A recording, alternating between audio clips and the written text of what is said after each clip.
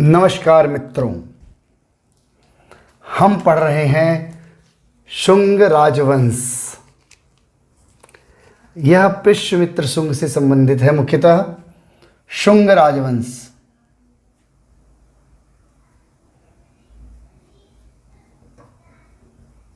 हम जनपद काल में चल रहे थे, इसमें हम शुंग राजवंश की बात करेंगे।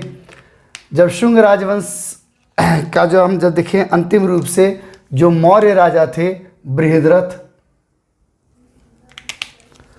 मौर्य राजा बृहद्रथ, मौर्य राजा बृहद्रथ अंतिम राजा थे। मौर्य राजा, इनकी हत्या कर दी गई थी पुष्यमित्र शुंग द्वारा। पुष्यमित्र शुंग ने बृहद्रथ की हत्या कर दी और हत्या करने के बाद सत्ता स्थापना की, लेकिन पूर्णतः पुष्यमित्र शुंग को सत्ता स्थापना पूर्ण रूप से पूरा भारत प्राप्त नहीं हुआ। बृहद्रथ के कार्यकाल में काफ़ी कुछ साम्राज्य सिमट गया था। तो हम कहेंगे पुष्यमित्र शुंग उतने बड़े साम्राज्य का राजा नहीं बने जितने बड़े साम्राज्य पर मौर्यों का अधिकार हुआ करता था। बृहद्रथ के कार्यकाल में जो है जो सत्ता है वह सिमट चुकी थी। हम देखें तो दक्षिण की तरफ जो है सातवाहन आ चुके थे उसी समय काल के दौरान जो है, और जो पूर्व की तरफ जो था कलिंग क्षेत्र में यहाँ पर चेदी आ चुकी थी। तो दक्षिण में सातवाहन थे, पूर्व क्षेत्र में कलिंग आ गए थे। और अपन पश्चिमी क्षेत्र की बात करें तो यहाँ पर जो है डेमेट्रियस वगैरह का यूनानियों का यहाँ पर हमला चल रहा था। इस क्षेत्र में, पश्चिमी क्षेत्र में हमला चल रहा था।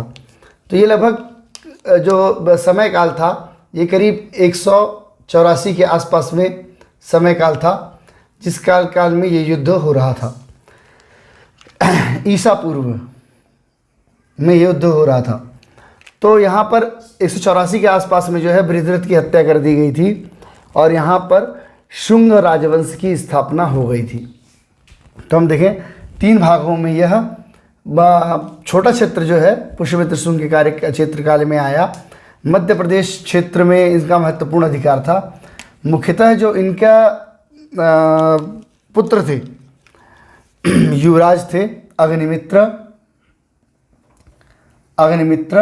युवराज। इनको जो है अपने विदिशा का कुमारपाल बनाया गया। विदिशा के कुमारपाल बने, ठीक है, विदिशा के कुमारपाल बने। अग्निमित्र की हम बात करें तो जो विदर्भ है, विदर्भ के राजा थे, विदर्भ के राजा, उनको इन्होंने हराया था। विदर्भ के राजा को हराया था यज्ञसेन को हराया था, ठीक है। विदर्भ के राजा यज्ञसेन को हराया था। इसके बारे में जो हमें जानकारी प्राप्त होती है, इस युद्ध वगैरह के बारे में जो हमें जानकारी प्राप्त होती है वो मुख्यतः प्राप्त होती है जो कालिदास की पुस्तक थी। कालिदास की पुस्तक मालविकाग्नि मित्रम से, मालविकाग्नि मित्रम, जो कालिदास की पुस्तक थी मालविकाग्नि मित्रम, एक नाटक था। इससे हमें जानकारी प्राप्त होती है कि यह युद्ध हुआ था। और अग्निमित्र जो है, अग्निमित्र ये नायक था, नायक है, ठीक है। मालविकाग्नि मित्रम का नायक जो है वो है अग्निमित्र कालिदास के अनुसार। और इसने जो है वर्धा नदी या वर्धा नदी जो थी उस वक्त, वर्धा वर्तमान में वर्धा नदी तक शासन किया, ठीक है। वर्धा नदी तक इसने अपने शासन का स्थापना की, अपने क्षेत्र को इसने अग्निमित्र ने फैलाया था, ऐसी बात कही जाती है।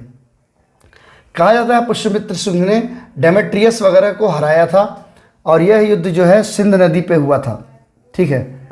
सिंध विजय सिंध विजय जो है वो जो है पुष्यमित्र ने की थी, पुष्यमित्र ने की। ठीक है, लेकिन इस सिंध को लेकर के विद्वानों में मतभेद है। कुछ कहते हैं कि ये काली सिंध था, काली सिंध था, जो कि मध्य प्रदेश में है। मध्य प्रदेश काली सिंध के क्षेत्र में युद्ध हुआ था। हम जैसे जानते हैं कि उसका युद्ध डेमेट्रियस से हुआ था या फिर जो मिनांडर से हुआ था, तो दोनों में से किसी से युद्ध हुआ था, लेकिन अधिकतर साक्ष्य जो है डेमेट्रियस को ही सही मानते हैं। मिनांडर काफ़ी समय बाद आए थे और मिनांडर भी उज्जैनी क्षेत्र में उनका अधिकार रहा, जिसे मिलिंद भी कहते हैं।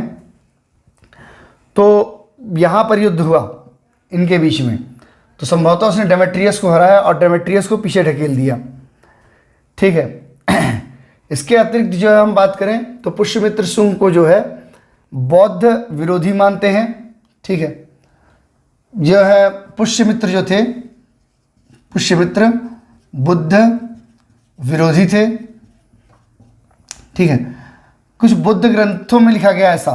ठीक है, बुद्ध ग्रंथ दिव्य तारा,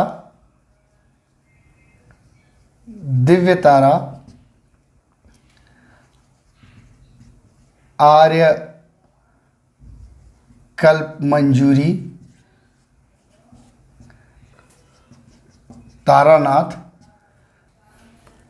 दिव्यावदान, दिव्यावदान के अनुसार में जो है बुद्ध ग्रंथ कहते हैं कि बुद्ध विरोधी थे पुष्यमित्र शुंग, परंतु कई जगह पर ऐसा उल्लेख देखने को नहीं मिलता है।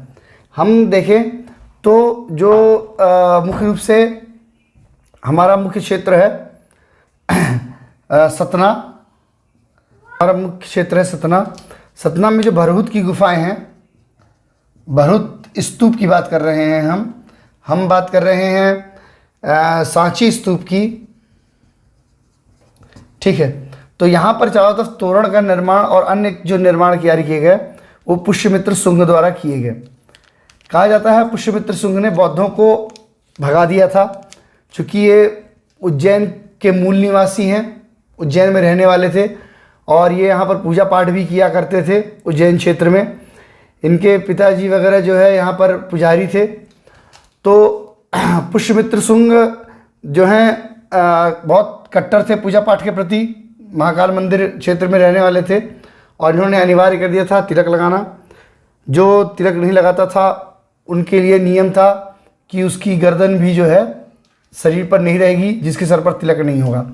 तो सबके लिए अनिवार्य था कि पूजा पाठ करें और सवेरे प्रातःकाल जगें और जो है वहाँ पर कहते हैं सवेरे तैयार रहें पूजा पाठ करके। जो नहीं करेगा उसके खिलाफ कार्यवाही करने का प्रावधान था। तो पुष्यमित्र शुंग जो है कट्टर ब्राह्मणवादी टाइप रहे, कठोर ब्राह्मणवादी रहे। तो ऐसा कहा गया कि बौद्धों के प्रति इनका क्रोध बहुत ज़्यादा रहा। इन्होंने कई बौद्ध स्तूप तोड़ दिए, कई मंदिर तोड़वा, कई बौद्ध स्तूपों को नुकसान पहुंचाया, बौद्धों को भगा दिया। लेकिन कई जगह जैसे बौद्ध ग्रंथ दिव्यावदान व तारानाथ वगैरह की बात कर रहे हैं हम, तो दिव्यावदान तारानाथ में इस बात का उल्लेख किया गया कि वो बौद्धों का कितना नुकसान करता था और ब्राह्मणों के प्रति कितना जो है उसके मन में भाव थे। तो ये सब चीज़ें जो है सुनने को मिलती हैं। लेकिन कई जगह पर जो है इस चीज़ का विरोध होता है। ठीक है, तो हम कहते हैं कि भरहुत स्तूप में, सांची स्तूप में, विदिशा स्तूप में जो कार्य किए गए वो क्यों किए गए, अगर वो बौद्ध विरोधी थे तो। ठीक है, इन सब के अतिरिक्त जो है हम बात करें तो इनके कार्य, इनके जो नौवीं पीढ़ी की हम बात करेंगे। इनके नौवीं पीढ़ी में नौवीं भागभद्र आए। भागभद्र राजा बने। भागभद्र के कार्यकाल में जो है जो एंटियालिस थे, एंटियालिस, इसके राजदूत आए, राजदूत आए हेलियोडोरस, हेलियोडोरस, हेलियोडोरस। इन्होंने जो है विदिशा में, विदिशा में गरुण स्तंभ, गरुण स्तंभ बनाया तथा वैष्णव धर्म अपनाया। ठीक है, क्योंकि ये ब्राह्मण वर्ग से थे, विष्णु को भी मानते थे ये लोग, तो वैष्णव धर्म को जो है हेलियोडोरस ने अपना लिया था अंतकाल में, और गरुड़ स्तंभ की स्थापना की थी विदिशा क्षेत्र में। ठीक है, तो ये काफ़ी प्रसिद्ध एक कार्य हुआ था पुष्यमित्र शुंग कार्यकाल के दौरान। तो 9वीं पीढ़ी में, बीच में बहुत सारी पीढ़ियाँ आई और लंबा चौड़ा शासनकाल रहा। इसके अतिरिक्त देखें तो इस वंश के जो अंतिम राजा था देवभूति की सन 75 ईसा पूर्व में हत्या कर दी गई वासुदेव द्वारा, जो कण्व वंश की थी। ठीक है, तो कण्व वंश के राजा थे वासुदेव।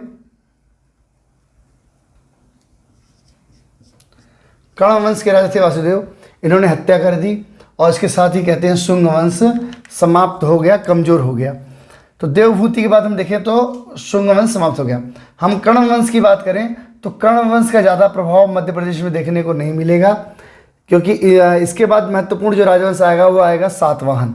तो हम सातवाहन से सीधा राजवंश में प्रवेश करते हैं। कण्व वंश का मध्य प्रदेश में ज़्यादा विशेष उल्लेख प्राप्त नहीं होता है। अब हम यहाँ देखेंगे सातवाहन राजवंश।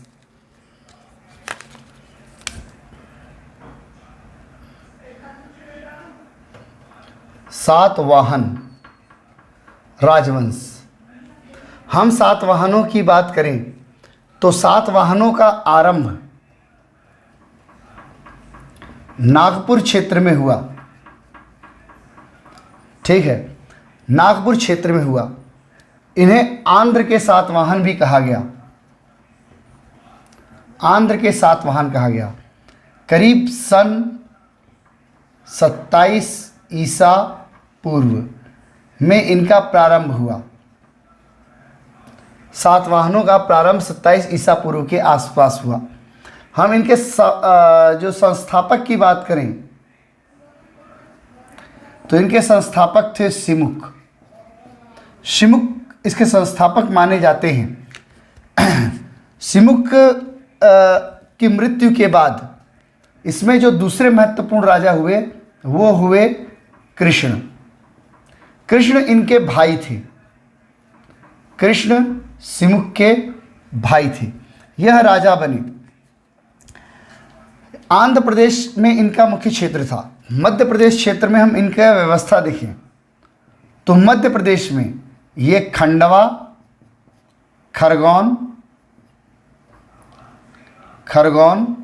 महेश्वर, मंडलेश्वर, इन क्षेत्रों में इनका मुख्य रूप से शासन देखने को हमको मिलता है।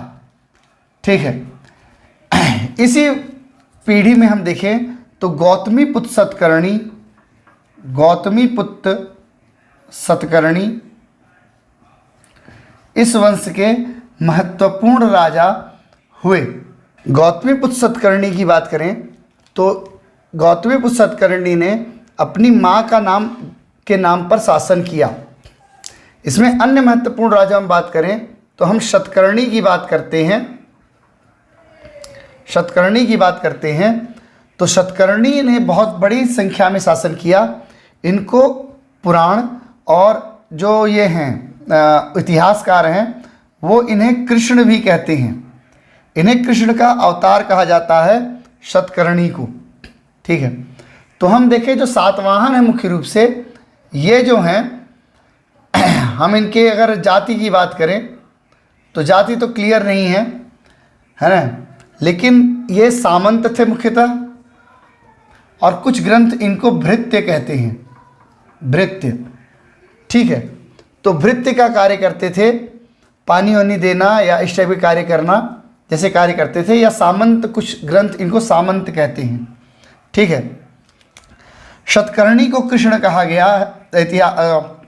हम पुराणों की बात कर रहे हैं या इसकी बात कर रहे हैं। शतकर्णी को कृष्ण कहा गया। इनकी पत्नी का नाम था नागनिका।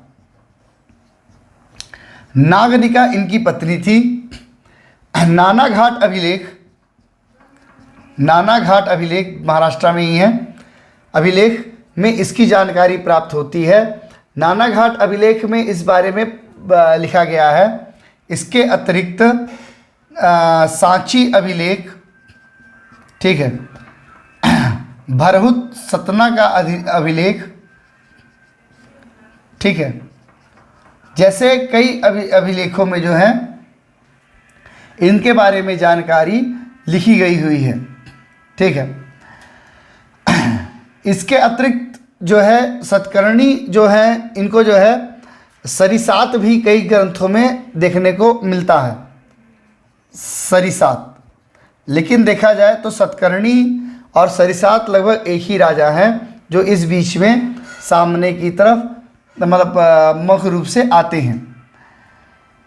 कहते हैं कि सतकर्णी की मृत्यु के बाद जो छठे राजा आए, छठे राजा आए वो भी सतकर्णी थे। तो सतकर्णी द्वितीय के नाम से इनको जो है जाना जाता है। करीब 56 साल इन्होंने मध्य प्रदेश पर शासन किया। हम देखें तो इन्होंने कण्व को भी हराया है, क्षत्रियों को भी हराया है, शकों को भी हराया है, पार्थियनों को भी हराया है। तो इन्होंने सबको हराया। तो जो सातवाहन थे ये काफ़ी शक्तिशाली थे और इन्होंने पल्लव हों, शक हों, क्षत्रिय हों या ऐसे कोई भी अन्य राजवंश हों, उन सबको इन्होंने हराया था, ठीक है। गौतमी पुत्र सतकर्णी जो है बड़े राजा थे। गौतमी पुत्र के बाद देखें, गौतमी के बाद की हम बात करें तो इसमें महत्वपूर्ण राजा वशिष्ठ पुत्र पुलवामी आए। वशिष्ठ पुत्र पुलवामी, वशिष्ठ पुत्र पुलवामी आए। इन्होंने भी मध्य प्रदेश के कई बड़े क्षेत्रों पर अधिकार किए, ठीक है, और काफ़ी योग्य राजा थे। इनके बाद देखा जाए तो राजवंश में ऐसा कोई बहुत बड़ा राजा देखने को अपने को नहीं मिलता है वशिष्ठ पुत्र पुलवामी के बाद। सिक्कों की हम बात करें इनके, तो सिक्के मुख्यतः देवास से भी प्राप्त हुए हैं, मालवा क्षेत्र से प्राप्त हुए हैं, पूर्वी निमाड़, पश्चिमी निमाड़, खंडवा, खरगोन से प्राप्त हुए हैं। तो मतलब दक्षिणी मध्य प्रदेश में इनका आधिपत्य देखने को मिलता है, ठीक है। अंतिम योग्य राजाओं की हम बात करें तो अंतिम योग्य राजाओं में सबसे महत्वपूर्ण राजा हम देखें तो यज्ञश्री सतकर्णी थे। यज्ञश्री सतकर्णी अंतिम योग्य राजा थे।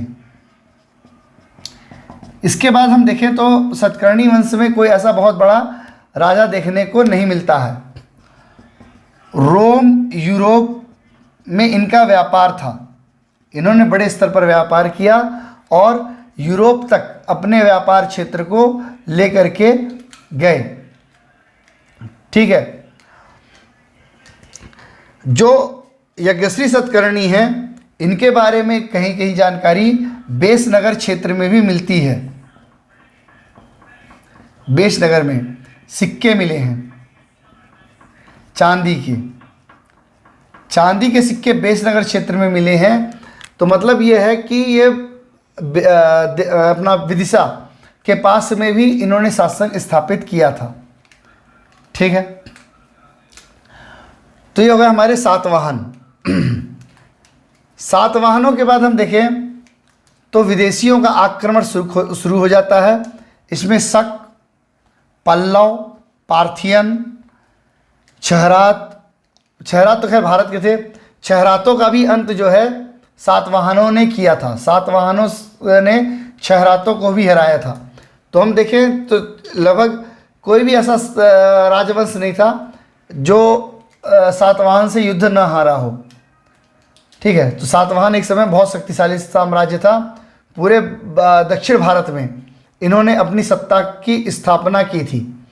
हम उत्तर भारत तरफ बढ़ेंगे तो मध्य प्रदेश के बड़े क्षेत्र पर भी इन्होंने अपनी सत्ता स्थापना की थी।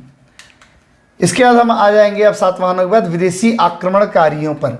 उनका मध्य प्रदेश पर प्रभाव देखेंगे, जैसे मिलिंद वगैरह का डेमेट्रियस वगैरह का मध्य प्रदेश पे काफ़ी प्रभाव देखने को मिलता है। ठीक है, धन्यवाद।